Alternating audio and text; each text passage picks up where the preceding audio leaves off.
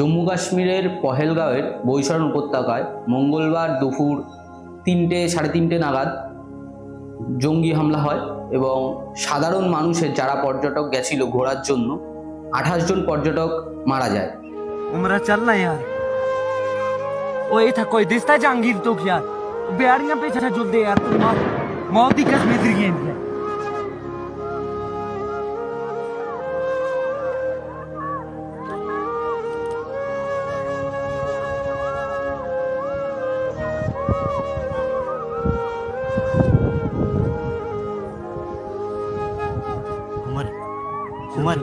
ও তা জল দে यार। কাশ্মীরের পর্যটন বিভৎস উন্নত হয়েছে বিগত শেষ কয়েক বছরে। সেইখানে পর্যটন যারা গেছিল পর্যটকরা তাদের উপরে হামলা করে সাধারণ মানুষের ওপর এবং 28টি মানুষের প্রাণ কেড়ে নেয়। তাদেরকে প্রশ্ন করা হয়েছিল তারা হিন্দু না মুসলিম, এবং যারা উত্তর দেয়নি তাদেরকে জামা কাপড় খুলিয়ে চেক করা হয়েছে তারা হিন্দু না মুসলিম। শুধুমাত্র হিন্দু ছেলেদেরকেই মেরে দেওয়া হয়েছে। मैं मंजुनाथ शिवमोगा कर्नाटक से। हम इंडियन ट्रैवल स्टोर्स में बुक करके कश्मीर प्रवास में आए हैं। अब हमारा कश्मीर ट्रिप का दूसरा दिन है। कल हम बोट हाउस में ठहरे थे। बोट हाउस तो बहुत अच्छा था। अब हम शिकारा राइड कर रहे हैं। शिकारा राइड कर रहे हैं कश्मीर में। शिकारा राइड करवा रहे हैं मोहम्मद रफीक जी, और हमारा सब टूर ऑर्गेनाइज किया है काजल Thakur ji, Indian travel store से। এমন অনেকগুলো মানুষ যা আমাদের পশ্চিমবঙ্গে এবং গোটা ভারতবর্ষের থেকে যারা গেছিল তাদের সাথে আরও কয়েকজন বিদেশিও মারা গেছে। আমাদের যতদূর আমরা সূত্র মারফত জানতে পেরেছি তাতে কলকাতার বিতান বলে একজন ও কলকাতার সংলগ্ন 2 জন আরও মারা গেছেন। জম্মু কাশ্মীরে ছুটি কাটাতে গেছিল কর্ণাটকের এক বাসিন্দা, তিনিও সেখানে গুলিবিদ্ধ হয়, জঙ্গিদের হাতে মারা যায়। এবং তার ওয়াইফ একটি ইন্টারভিউ বলুন বা অথবা অন দ্য ফোনে নিউজ চ্যানেলে তাদের সাথে কন্ট্যাক্ট করেছিল এবং তিনি একটি ভিডিও প্রকাশ করেছিল সোমবার দিন, সে তাদের ঘোরার একটা ভিডিও। এবং পরের দিন তার স্বামী মারা যাওয়ার পরে তিনি বলছেন তার স্বামীকে যখন তার চোখের সামনে মেরে দেওয়া হয়েছে সেও তাকে মারতে বলেছে, কিন্তু তাকে মারেনি। অথচ সেই জঙ্গিরা বলেছে যা গিয়ে মোদিকে গিয়ে বল। মানে টোটালটাই একটা হিন্দুদের ওপরে অ্যাটাক, আর এটা টোটালি প্রি প্ল্যান্ড। কারণ যেভাবে অ্যাটাকটা করা হয়েছে একটা পাবলিক প্লেস যেখানে সবাই ঘুরে বেড়াচ্ছিল, কেউ ভেলপুরি খাচ্ছিল, কেউ দৌড়াদৌড়ি করছিল, কেউ ছবি তুলছিল, হঠাৎ করেই 3-4 জন ঘোড়ায় চড়ে আসে এবং সাইড থেকে আরও কয়েকজন এসে নাম বলা জিজ্ঞেস করা হয়। প্রত্যেকের নাম জেনে জেনে যাদের হিন্দু তাদেরকেই গুলি করা হয়েছে।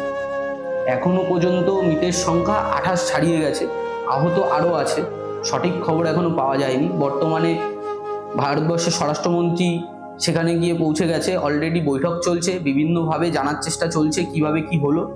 আর এই তদন্তের ভাই এনআইএ নিয়েছে, এনআইএ তদন্ত করছে টোটাল ইনভেস্টিগেশনের উপরে। যে জিনিসগুলো সমস্ত কিছুর মাধ্যমে উঠে এসছে আমরা জানতে পারছি, কিছু বেঁচে যাওয়া ব্যক্তি দাবি করেছেন এবং তাদের ইন্টারভিউ হয়েছে, তারা মিডিয়ার সামনে অনেক কথা বলেছেন বা কারোর কাছে ফোনের মাধ্যমে জানা গেছে, বাড়ির লোকের সাথে কন্ট্যাক্ট করা হয়েছিল।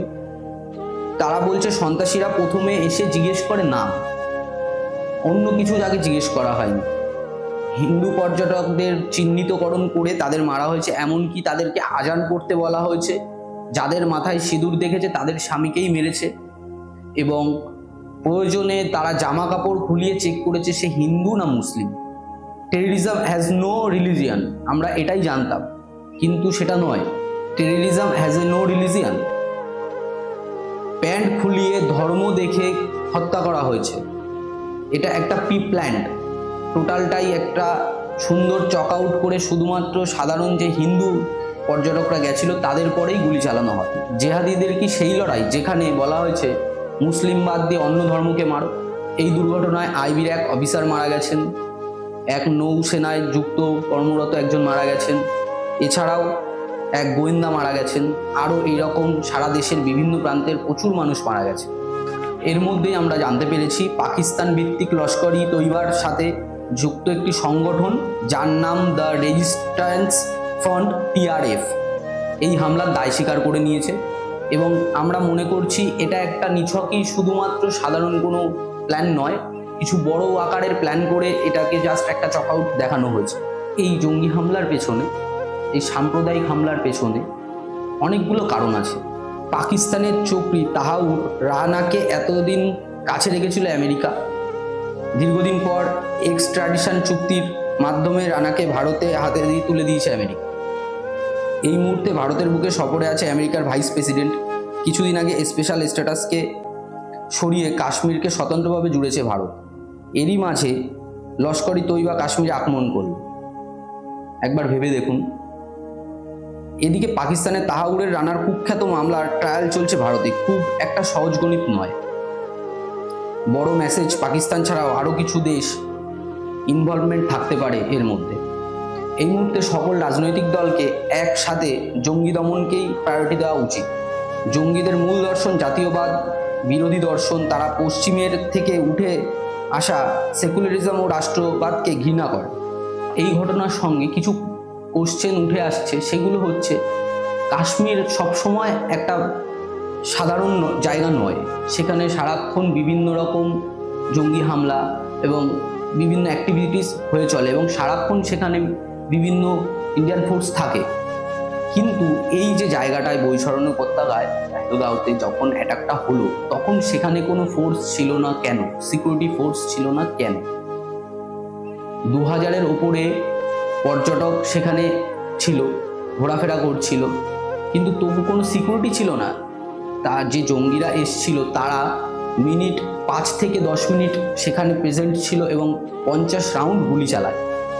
তাহলে সেখানে কোনো ফোর্স কেন ছিল না? এটা একটা সম্পূর্ণ সরকারের ব্যর্থতা।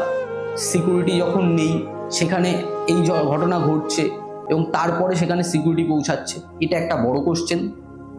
দ্বিতীয় কোশ্চেন, সেখানকার মানুষজন এই টেররিজমকে উৎসাহ দেয়, এটা অস্বীকার করার কোনো জায়গা নেই। আমার বাড়ির চারপাশে যদি 4-5 জন নতুন মুখ এসে ঘোরাফেরা করে, আমি সেটা জানবো না, খোঁজ নেব না? এটা তো হতে পারে না। মেনেও নিলাম এটা হয়েছে। তারা লুকিয়েছে কোথায়? কোনো গাছের তলায় লোকালে তো আর দেখতে পাবেন এটা তো নয়। নিশ্চয়ই কোনো বাড়ির মধ্যে লুকিয়েছে বা আশেপাশে কোথাও লুকিয়ে আছে। তাহলে সেই জিনিসগুলো সেখানকার বসবাসকারী কিছু মানুষের ইন্ধন আছে, তারা এই জিনিসটাকে সাপোর্ট করে। এবং সোশ্যাল মিডিয়াতে বিভিন্ন মানুষজন মতামত দিয়েছে, অনেকেই ঘুরে এসছে বা ঘুরছে, এখনও আছে। অনেকেরই লেখাপড়ায় জানা গেছে, অনেকেরই একটাই কথা যে ওখানকার মানুষজন ট্যুরিস্টদের সাথে সেইভাবে ভালো ব্যবহার করে না। কিছু কিছু মানুষের সাথে ভালো ব্যবহার হয়, কিন্তু বেশিরভাগ মানুষের সাথে ভালো ব্যবহার তারা করে না। তারা এই রকম অ্যাক্টিভিটিসের সাথে যুক্ত এবং এই জঙ্গিদের ফ্রেশ টার্গেট ওখানকার যুব সম্প্রদায়কে তাদের সাথে যুক্ত করে নেওয়া।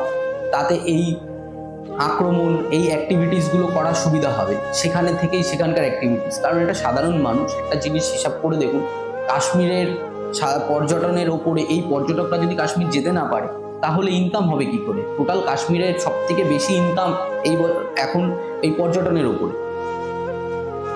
বিগত শেষ কয়েক বছরের হিসাব করে দেখলে পর্যটনের থেকে ইনকাম সব থেকে বেশি কাশ্মীর।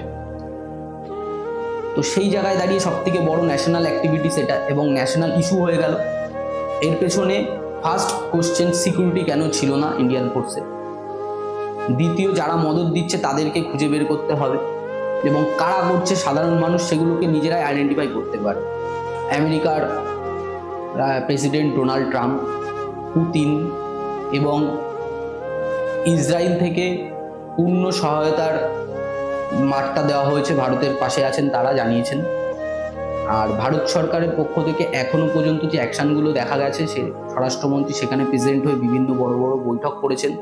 সেখানকার সমস্ত যে সেখানকার সিএমকে সাথে নিয়েই এবং সেখানকার আর্মি অফিসারদের সাথেই বসে বৈঠক চলছে এবং সৌদি আরবের সফর ক্যান্সেল করে, কাটছাট করে ভারতের প্রধানমন্ত্রী ভারতে চলে এসছে আজকে সকালেই।